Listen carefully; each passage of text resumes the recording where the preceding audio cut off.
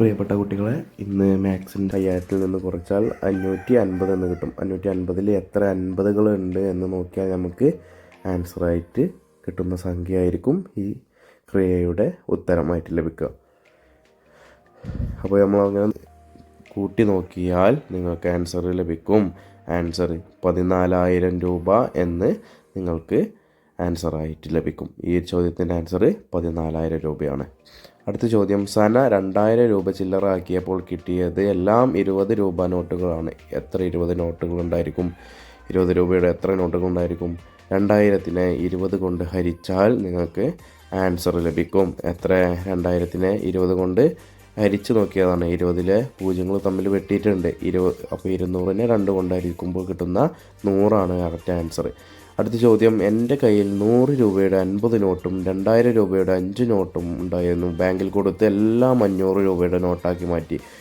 എങ്കിൽ 500 രൂപയുടെ നോട്ടുകൾ എത്ര ഉണ്ടായിരിക്കും എന്ന ചോദ്യം. ആദ്യം ബാങ്കിൽ കൊടുത്ത സംഖ്യകൾ എത്രയാണെന്ന് നോക്കാം. 100-ൻ്റെ 50-ഉം 2000-ൻ്റെ 5-ഉം അങ്ങനെ രണ്ട് തുകകളും തമ്മിൽ കൂട്ടി നോക്കുമ്പോൾ 15,000 രൂപ എന്ന് ഉത്തരം ലഭിക്കും.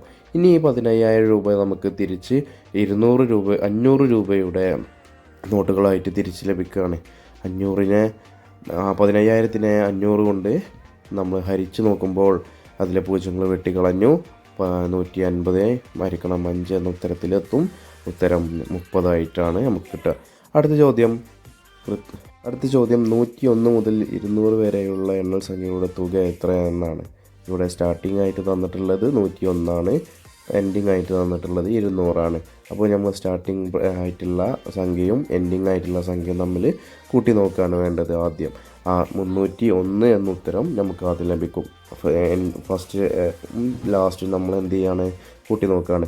ആ ആൻസറിനെ 301 മുതൽ 200 വരെ എത്ര എണ്ണൽ സംഖ്യകളുണ്ട്? 100 എണ്ണൽ സംഖ്യകളുണ്ട്. അതിൻ്റെ പകുതിയായിട്ടുള്ള 50 കൊണ്ട് നമ്മൾ ആദ്യം ലഭിച്ച ഉത്തരത്തെ നമ്മൾ ഗുണിക്കുകയാണ് ചെയ്യുക. അങ്ങനെയാണ് നമുക്കതിൻ്റെ ആൻസർ 15,050 എന്ന ഉത്തരം ലഭിച്ചത്. നമുക്ക് മുകളിൽ കിട്ടിയ 301-നെ ആകെ എണ്ണൽ സംഖ്യയുടെ പകുതി കൊണ്ട് ഗുണിക്കുമ്പോൾ നമുക്ക് ആൻസർ കൃത്യമായിട്ട് ലഭിക്കും. അതുമായി ബന്ധപ്പെട്ട മറ്റൊരു ചോദ്യമായിരുന്നു 1 മുതൽ 10 വരെയുള്ള എണ്ണൽ സംഖ്യയുടെ തുക എത്ര എന്നുള്ളത്.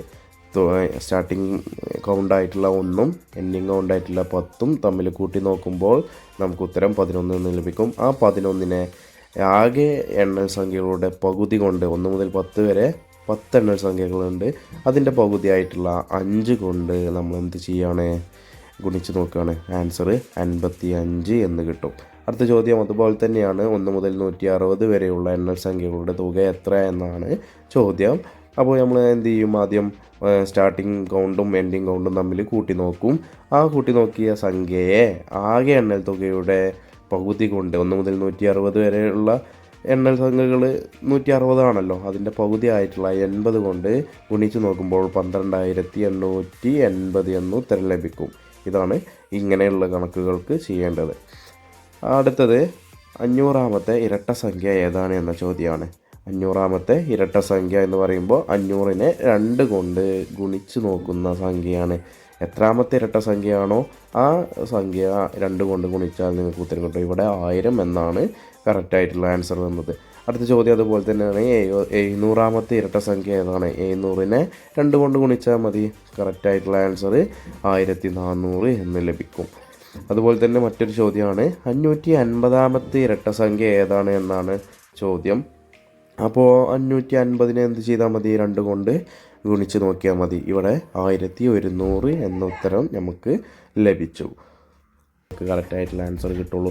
ഇതുമായി ബന്ധപ്പെട്ടുള്ള സബ് ക്വസ്റ്റ്യൻസൊക്കെ ഉണ്ടായിരിക്കും. അപ്പോൾ അതിനൊക്കെ ഉത്തരം കറക്റ്റായിട്ട് കിട്ടണമെന്നുണ്ടെങ്കിൽ നിങ്ങൾ എന്ത് ചെയ്യണം? ഈ ഒരു ചോദ്യം കൃത്യമായിട്ട് ചെയ്താൽ മാത്രമേ നിങ്ങൾക്ക് എന്ത് ചെയ്യാൻ പറ്റുള്ളൂ? നിങ്ങൾക്ക് കറക്റ്റായിട്ടുള്ള ആൻസറിലേക്ക് നിങ്ങൾ എത്തുകയുള്ളൂ. ഇവിടെ എല്ലാ സംഖ്യകളും തമ്മിൽ ഗുണിച്ച് നോക്കിയാൽ മതി. 500-ൻ്റെ 4 നോട്ടുകളാണ് അവർ കൊടുത്തിട്ടുള്ളത്, മീന് കൊടുത്തിട്ടുള്ളത്. 500 × 4 2000 എന്ന് ഉത്തരം കിട്ടും. അങ്ങനെ എല്ലാ സംഖ്യകളും മീന് കൊടുത്ത സംഖ്യകൾ മുഴുവൻ സെക്കൻഡ് ഉണ്ടെന്ന് നോക്കാൻ ആദ്യം എത്ര മിനിറ്റുകൾ ഉണ്ട് എന്ന് നോക്കാം. ആ മിനിറ്റുകളെ സെക്കൻഡുകളായിട്ടുള്ള 60 കൊണ്ട് ഗുണിച്ച് നോക്കിയാൽ മതി. 60 മിനിറ്റാണ് 1 മണിക്കൂറിലുള്ളത്. ആ 60-നെ 60 സെക്കൻഡ് കൊണ്ട് ഗുണിച്ച് നോക്കിയാൽ 3600 എന്ന ഉത്തരം നമുക്ക് ലഭിക്കും. അടുത്ത ചോദ്യം ഇങ്ങനെയാണ്: ഒരു ദിവസത്തിൽ എത്ര മിനിറ്റുകളുണ്ട് എന്നാണ് അടുത്ത ചോദ്യം. ദിവസത്തിൽ എത്ര മിനിറ്റുകളുണ്ട് നോക്കാൻ ഒരു ദിവസത്തിൽ എത്ര മണിക്കൂറുകളുണ്ട് എന്ന് നോക്കണം. ആ മണിക്കൂർ കൊണ്ട് മിനിറ്റുകളെ നോക്കാം. 24 മണിക്കൂറാണുള്ളത്. 24 മണിക്കൂറിലും 60 മിനിറ്റുകളുണ്ട്. 24 മണിക്കൂറായിട്ടുള്ള 24നെയും ഓരോ മണിക്കൂറിൽ 60 മിനിറ്റുകളുണ്ട്. ഈ മിനിറ്റ് കൊണ്ട് ഗുണിച്ച് നോക്കിയാൽ നിങ്ങൾക്ക് 1440 എന്ന ഉത്തരത്തിലേക്ക് എത്തും. അടുത്തത് കലണ്ടറിൽ ഏതൊക്കെ വർഷങ്ങളാണ് രേഖപ്പെടുത്തിയിട്ടുള്ളത് എന്ന ചോദ്യമായിരുന്നു. കലണ്ടറിൽ രേഖപ്പെടുത്തിയ വർഷങ്ങൾ ഇതൊക്കെയാണ്: ക്രിസ്തുവർഷം, ശകവർഷം, കൊല്ലവർഷം, ഹിജറ വർഷം. ഈ 4 വർഷങ്ങളാണ് നിങ്ങളെ കലണ്ടറിൽ രേഖപ്പെടുത്തിയിട്ടുള്ള വർഷങ്ങൾ. അപ്പോൾ അതൊന്ന് കൃത്യമായിട്ട് എഴുതി വെക്കുക. നിങ്ങളെ നോട്ട്ബുക്കിലൊക്കെ ഒന്ന് എഴുതി വെക്കുക. ഈ 4 വർഷങ്ങളാണ്. അടുത്ത ചോദ്യം: ഒരു മാസത്തിലെ 10-ാം തീയതി ബുധനാണെങ്കിൽ ആ മാസത്തിലെ 30-ാം തീയതി ഏത് ദിവസമായിരിക്കും? നിങ്ങളോട് ഞാൻ ചോദ്യം ചോദിക്കുമ്പോൾ തന്നെ പറഞ്ഞിട്ടുണ്ടായിരുന്നു, റഫായിട്ട് നിങ്ങൾ എന്ത് ചെയ്യണം, ആ ചോദ്യത്തിൻ്റെ ആൻസർ കണ്ടെത്തണം എന്ന്. നിങ്ങൾ റഫായിട്ട് ഇതുപോലെ ഒരു കലണ്ടറിൻ്റെ ജസ്റ്റ് ഒന്ന് നിങ്ങൾ ആ ദിവസങ്ങൾ മാത്രം ഒന്ന് എഴുതി വെച്ചാൽ മതി. ബുധനാണ് 10-ാം തീയതി എന്ന് പറഞ്ഞപ്പോൾ ബുധൻ്റെ നേരെ 10 എന്ന് എഴുതിയതിന് ശേഷം നിങ്ങൾ എന്ത് ചെയ്യാം, എല്ലാ ദിവസങ്ങളും ഇതുപോലെ എഴുതി വെക്കാൻ പറഞ്ഞിട്ടുണ്ടായിരുന്നു. ഞായർ, തിങ്കൾ, ചൊവ്വ എന്നൊക്കെ എഴുതിയൊക്കെ പറഞ്ഞിട്ടുണ്ടായിരുന്നു അല്ലേ. അപ്പോൾ നമുക്കിവിടെ കിട്ടിയിട്ടുള്ളത് അടുത്ത ബുധനാഴ്ചയിലേക്ക്, 10-ാം തീയതി ഒരു ബുധനാഴ്ചയാണെന്ന് പറഞ്ഞു. അടുത്ത ബുധനാഴ്ച നമുക്ക് ഉറപ്പായിട്ടും കിട്ടാം. ഏതായിരിക്കും? 17 ആയിരിക്കും. 10-ൽ നിന്നും 7 കൂട്ടിയ സംഖ്യയായിട്ടുള്ള 17 ആയിരിക്കും എന്താണ് അടുത്ത ബുധനാഴ്ച. അത് ഉറപ്പാണ്. നിങ്ങൾക്ക് കലണ്ടറിൽ പോയി നോക്കിയാൽ നിങ്ങൾക്ക് മനസ്സിലാവും. എല്ലാ ആഴ്ചയിലും എല്ലാ ദിവസവും നിങ്ങളിപ്പോൾ തിങ്കൾ നോക്കുകയാണെങ്കിൽ ആ തിങ്കളുടെ ഒരു ദിവസം 1 ആണെങ്കിൽ അടുത്ത തിങ്കളാകുമ്പോൾ 8 ആയിരിക്കും. ആ 1ലേക്ക് 7 കൂട്ടിയതായിരിക്കും. ഇവിടെ നമ്മൾ അടുത്ത സംഖ്യ കണ്ടെത്താൻ പോവുകയാണ്. 17-ൽ നിന്നും 7 കൂട്ടിയ 24, അങ്ങനെ അടുത്ത സംഖ്യ കൂടി കാണുകയാണ്. 31 കിട്ടുന്നത്. 31 വരെ നമുക്ക് ആവശ്യമില്ല. നമുക്ക് കിട്ടേണ്ടത് 30 ഏതാണെന്നാണ്. 31ൻ്റെ പിന്നിലുള്ള സംഖ്യയായ 30 നമ്മൾ ഇപ്പോൾ ഈ ഭാഗത്തേക്ക് എഴുതി കഴിഞ്ഞാൽ നമുക്ക് ഉത്തരമായിട്ട് 30-ാം തീയതി ചൊവ്വാഴ്ച എന്ന ഉത്തരം ലഭിക്കും. ഇങ്ങനെയാണ് നിങ്ങൾ കലണ്ടറുമായി ബന്ധപ്പെട്ട ചോദ്യങ്ങളൊക്കെ ചെയ്യേണ്ടത്. ഇതുപോലെ എല്ലാ ദിവസങ്ങളും എഴുതി വെച്ചിട്ട് വേണം ആ കലണ്ടറിൽ നിങ്ങൾക്ക് പറഞ്ഞ ചോദ്യത്തിന് കറക്റ്റായിട്ടുള്ള ആൻസർ കണ്ടെത്തി വരാൻ. ഓക്കെ, അടുത്ത ചോദ്യവും ഇതുപോലെ കലണ്ടറുമായി ബന്ധപ്പെട്ടാണ്. 2024 ഫെബ്രുവരി 23 മുതൽ മാർച്ച് 10 വരെയുള്ള ദിവസങ്ങൾ എത്ര എണ്ണം ഉണ്ട് എന്നൊരു ചോദ്യമാണ്. 2024 ഇവിടെ തന്നിട്ടുള്ള ചോദ്യം. 2024 എന്ന് പറയുന്നത് ആദ്യവർഷമാണ്. നിങ്ങൾക്ക് എല്ലാവർക്കും അറിയാം, എല്ലാവർക്കും അറിയാം. ഫെബ്രുവരി മാസമാണ് ആദ്യവർഷം. നിങ്ങൾക്ക് ആദ്യവർഷം അധിക ദിവസമായിട്ട് നമ്മൾ കണക്കാക്കുന്നത് ഫെബ്രുവരിയിലെ ഒരു ദിവസമാണ്. അതും നിങ്ങൾക്കറിയാം.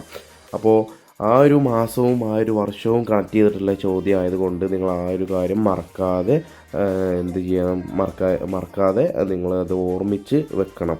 അടുത്ത മാസം മാർച്ച് 10 വരെയുണ്ട്. അപ്പോൾ ഞാൻ അതേപോലെ ഒരു റഫ് ചെയ്തിട്ടുണ്ട്. 23 നമുക്ക് ഏത് ദിവസവും സ്റ്റാർട്ട് ചെയ്യാം, കാരണം ചോദ്യത്തിൽ ഒന്നും ചെയ്തിട്ടില്ല.